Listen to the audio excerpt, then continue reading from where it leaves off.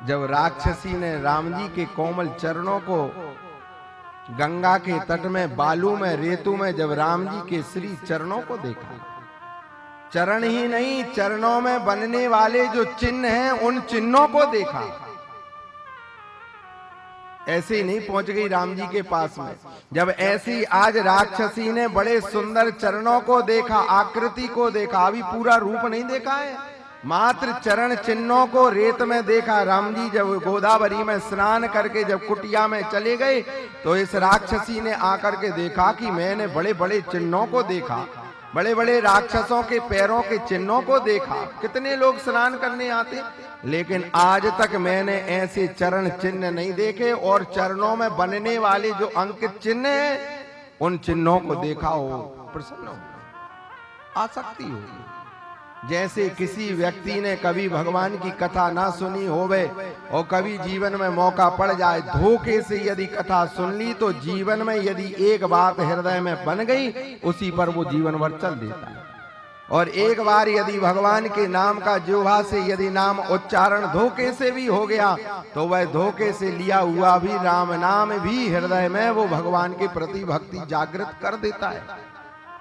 कभी भगवान शशांक शेखर के ऊपर जल अर्पित ना करने वाले जो व्यक्ति हैं, कभी शिवरात्रि में, सोमवार में, श्रावण के महीने में पूजन करते करते हृदय में वो भक्ति का बीज जागृत कभी न कभी हो जाता है।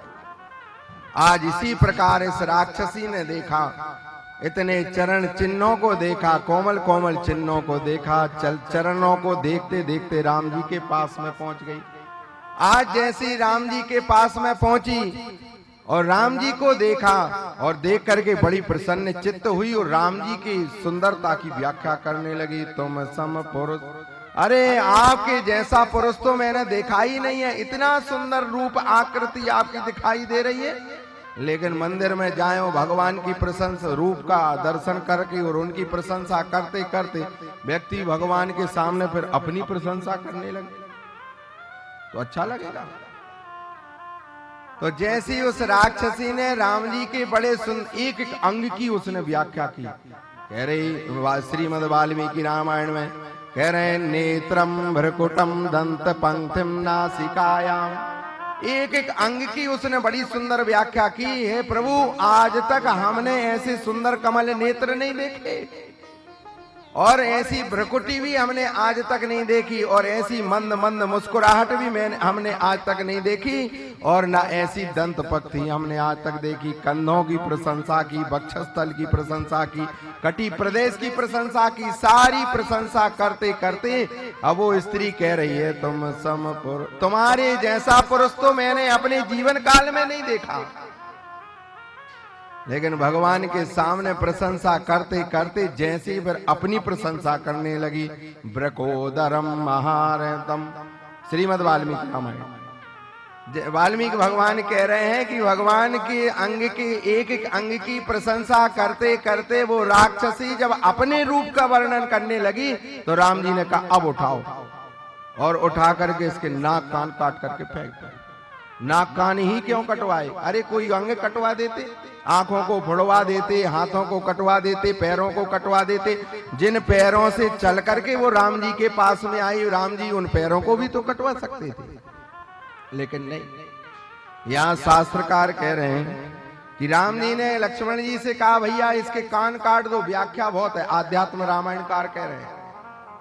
पूछा कि आप ये बताइए, आपने मात्र उस राक्षसी के आपने नाक कान ही क्यों कटवाए? तो राम जी कह रहे हैं, उन्होंने कहा जीव को मिथ्या प्रशंसा सुनने में जो रस आता है, जो काम हमने नहीं किया है, कहीं निंदा हो रही हो वह किसी भी प्रकार की चर्चा चल रही हो वह, और व्यक्ति यदि स्वयं की भी प्रशंसा वहां करे तो भगवान कह रहे हैं कानों के द्वारा अपनी मिथ्या प्रशंसा सुनने में जीव को इतना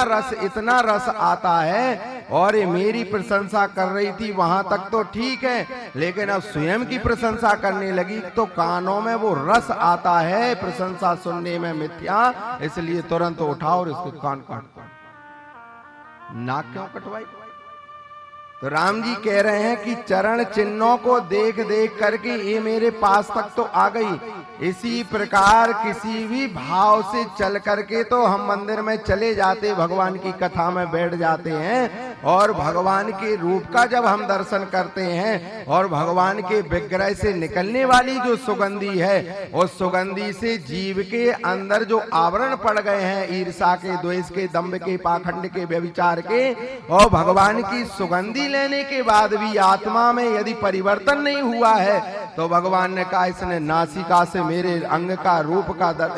सुगंधी ले ली है, लेकिन इसका मन परिवर्तित नहीं हुआ, ये राक्षसी स्वभाव, इसलिए उठाओ, उठा करके इसकी नाक को काट दो। भगवान यह कहना चाह रहे हैं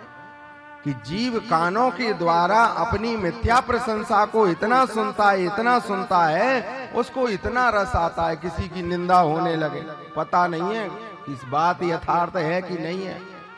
लेकिन फिर भी निंदा सुनने में जीव को इतना आनंद आता है, इतना आनंद आता है। और कोई व्यक्ति के सामने बैठ करके कोई बड़ा आदमी हो, पैसे वाला, तो गरीब आदमियों का स्वभाव होता है थोड़ी प्रशंसा कर दी जाए, तो उनको इतना आनंद आता है अपनी मिथ्या प्रशंसा सुनने में। तो भगवान ने कहा कानों से मिथ्या प्रशंसा सुनने में जो रस आता है, इसलिए कान काटो। और बड़ी सुंदर सुंदर सुगंधी लेने के बाद भी जीव की आत्मा में परिवर्तन नहीं हुआ है मेरे सुगंध लेने के बाद, इसलिए तुरंत उसकी नाक भी काट।